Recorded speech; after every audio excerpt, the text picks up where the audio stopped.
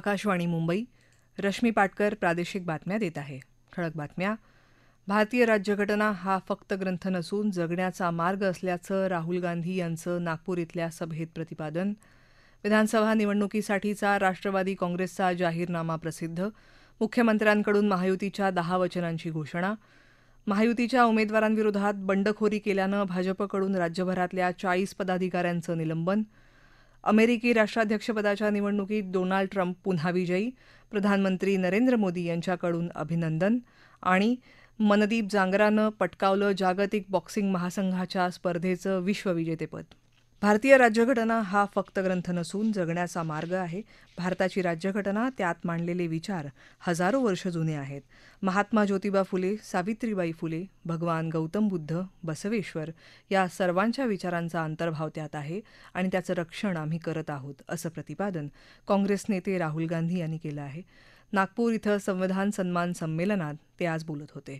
जातीनिहाय जनगणना आणि आरक्षणावरची 50% मर्यादा काढून टाकणं या भूमिकांचा पुनरुच्चार त्यांनी केला. भाजप आणि राष्ट्रीय स्वयंसेवक संघ विकास, प्रगती, अर्थव्यवस्था अशा शब्दांच्या आडून राज्यघटनेवर हल्ला करतात, असा आरोप त्यांनी केला. नागपूर इथं पोहोचल्यानंतर त्यांनी आधी दीक्षाभूमीला भेट दिली आणि डॉक्टर बाबासाहेब आंबेडकरांना आदरांजली वाहिली. सायंकाळी 5 वाजता राहुल गांधी यांच्या हस्ते विधानसभा निवडणुकीसाठी काँग्रेसचा जाहीरनामा मुंबईतल्या वांद्रे कुलास संकुल इथं प्रसिद्ध होणार आहे. त्यानंतर महाविकास आघाडीच्या महाराष्ट्र स्वाभिमान सभेलाही ते संबोधित करतील. राज्याचे मुख्यमंत्री एकनाथ शिंदे यांनी काल कोल्हापूर इथल्या सभेत विधानसभा निवडणुकीच्या प्रचाराचा प्रारंभ केला. या सभेत त्यांनी महायुतीच्या 10 वचनांची घोषणा केली. यात लाडक्या बहिणींना 2100 रुपये, शेतकऱ्यांना कर्जमाफी, शेतकरी सन्मान योजनेत 15,000 रुपये, प्रत्येकाला अन्न आणि निवारा, वृद्ध पेन्शनधारकांना 2100 रुपये, 25,000 रोजगार निर्मिती, तसंच अंगणवाडी आणि आशा सेविकांना 15,000 रुपये वेतन, वीज बिलात 30% कपात अशा वचनांचा समावेश आहे. या सभेला उपमुख्यमंत्री देवेंद्र फडणवीस आणि अजित पवार उपस्थित होते. मुख्यमंत्री माझी लाडकी बहीण योजनेच्या मासिक रकमेत 600 रुपयांची वाढ करून पात्र महिलांना 2100 रुपये देण्याचं आश्वासन राष्ट्रवादी काँग्रेसनं आपल्या जाहीरनाम्यात दिलं आहे. प्रदेशाध्यक्ष सुनील तटकरे यांनी आज मुंबईत हा जाहीरनामा प्रसिद्ध केला. महायुतीच्या 10 वचनांचा समावेश यात आहे. तसंच या निवडणुकीत पक्ष लढवत असलेल्या मतदारसंघांपैकी 50 मतदारसंघांचे स्वतंत्र जाहीरनाम्यांच्या सारांश पुस्तिकेचंही त्यांनी प्रकाशन केलं. आपापल्या मतदारसंघांचा जाहीरनामा जाणून घेण्यासाठी टोल फ्री क्रमांकही तटकरे यांनी जाहीर केला. अजित पवार यांनी बारामतीतून या मतदारसंघासाठीचा जाहीरनामा प्रसिद्ध केला. बारामतीला देशातलं सर्वात आदर्श आणि प्रगत तालुका बनवण्यासाठी आपण कटिबद्ध असल्याचं अजित पवार यांनी यावेळी सांगितलं. भारतीय जनता पक्ष आणि महायुतीच्या उमेदवारांविरोधात बंडखोरी केल्यानं भाजपनं राज्यभरातल्या आपल्या 40 पदाधिकाऱ्यांना निलंबित केलं आहे. त्यात आमदार श्रीकांत भारतीय यांचे बंधू तुषार भारतीय, श्रीगोंदा इथल्या सुवर्णा पाचपुते यांच्यासह अनेकांचा समावेश आहे. आपलं सरकार आलं तर शेतकऱ्यांचं नुकसान न करता तेल, डाळ, साखर, तांदूळ, गहू या 5 जीवनावश्यक वस्तूंचे भाव 5 वर्ष स्थिर ठेवून दाखवू, असं आश्वासन शिवसेना उद्धव बाळासाहेब ठाकरे पक्षाचे प्रमुख उद्धव ठाकरे यांनी काल दिलं. रत्नागिरी जिल्ह्यातून विधानसभा निवडणूक लढवणाऱ्या त्यांच्या पक्षाच्या उमेदवारांच्या प्रचारासाठी रत्नागिरी इथं काल संध्याकाळी त्यांची सभा झाली. आपलं सरकार आलं तर बारसू रिफायनरी प्रकल्प हद्दपार करू, असं आश्वासनही त्यांनी या सभेत बोलताना दिलं.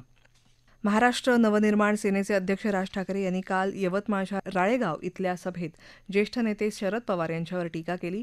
यावेळी लाडकी बहीण योजनेवरूनही त्यांनी टीका केली. आपलं सरकार असल्या फुकट गोष्टी देण्याऐवजी महिलांना सक्षम करेल आणि त्यांच्या हाताला काम देईल, असा विश्वासही त्यांनी दिला.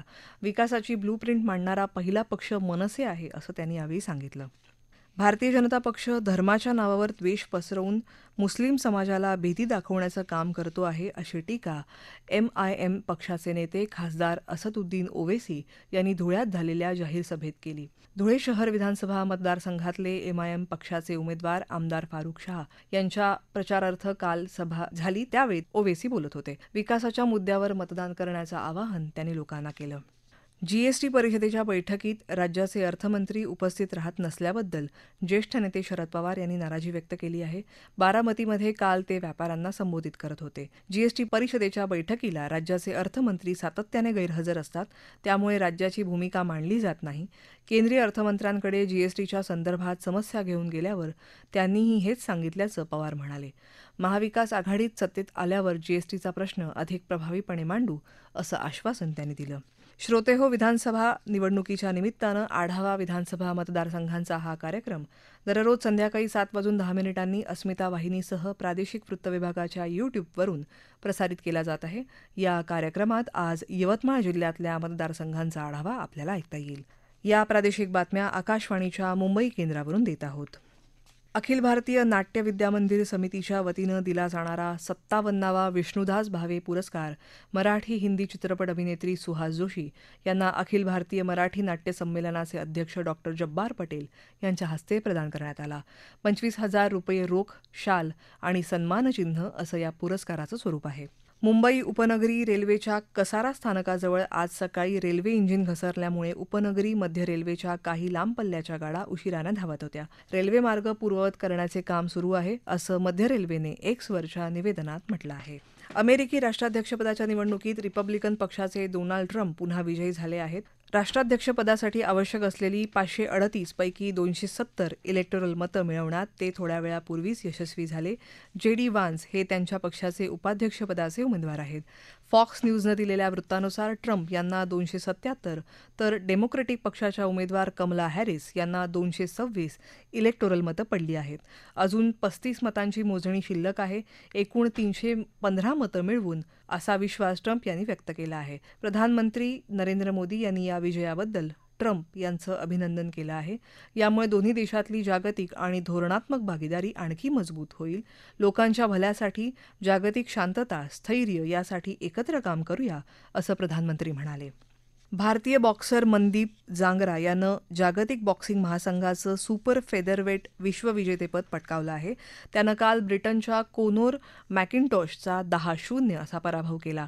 मनदीप कोणत्याही प्रो बॉक्सिंग प्रकारात विश्वविजेता ठरलेला पहिला भारतीय बॉक्सर आहे. आगामी आयपीएलचे लिलाव 24 आणि 25 नोव्हेंबरला सौदी अरेबियातल्या जेद्दाहमध्ये होणार आहेत. बीसीसीआयने काल ही घोषणा केली. 1165 भारतीय आणि 409 परदेशी असे एकूण 1,574 खेळाडू या लिलावात सहभागी होणार आहेत. प्रत्येक फ्रँचायझीला एकूण 25 खेळाडू निवडता येतील. सुमारे 650 कोटी रुपयांची उलाढाल यंदा होण्याची शक्यता आहे. देशातल्या शेअर बाजारात आजही जोरदार तेजी आहे.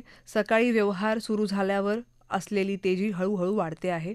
सध्या सेन्सेक्स सुमारे 900 अंकांनी वधारून 80,000च्या पातळीवर व्यवहार करतो आहे. निफ्टी 250हून अधिक अंकांनी वधारला असून 24,400च्या वर व्यवहार सुरू आहेत. मुंबई अहमदाबाद बुलेट ट्रेनच्या कामादरम्यान काल 3 काँक्रीटचे ब्लॉक कोसळल्यानं 3 मजुरांचा मृत्यू झाला आणि 1 जण जखमी झाला. आणंद जिल्ह्यात माही नदीवर बनवण्यात येणाऱ्या पुलासाठी हे ब्लॉक वापरले जात होते. मृतांच्या वारसांना 20 लाख रुपयांची मदत दिली आहे. या प्रकरणाची तांत्रिक चौकशी करण्याचे आदेश देण्यात आले आहेत. ठळक बातम्या पुन्हा एकदा. भारतीय राज्यघटना हा फक्त ग्रंथ नसून जगण्याचा मार्ग असल्याचं राहुल गांधी यांचं नागपूर इथल्या सभेत प्रतिपादन. विधानसभा निवडणुकीसाठीचा राष्ट्रवादी काँग्रेसचा जाहीरनामा प्रसिद्ध. मुख्यमंत्र्यांकडून महायुतीच्या 10 वचनांची घोषणा. महायुतीच्या उमेदवारांविरोधात बंडखोरी केल्यानं भाजपकडून राज्यभरातल्या 40 पदाधिकाऱ्यांचं निलंबन. अमेरिकी राष्ट्राध्यक्षपदाच्या निवडणुकीत डोनाल्ड ट्रम्प पुन्हा विजयी. प्रधानमंत्री नरेंद्र मोदी यांच्याकडून अभिनंदन. आणि मनदीप जांगराने पटकावलं जागतिक बॉक्सिंग महासंघाच्या स्पर्धेचं विश्वविजेतेपद. याबरोबरच आकाशवाणी मुंबई केंद्रावरचं हे प्रादेशिक बातमीपत्र संपलं. नमस्कार.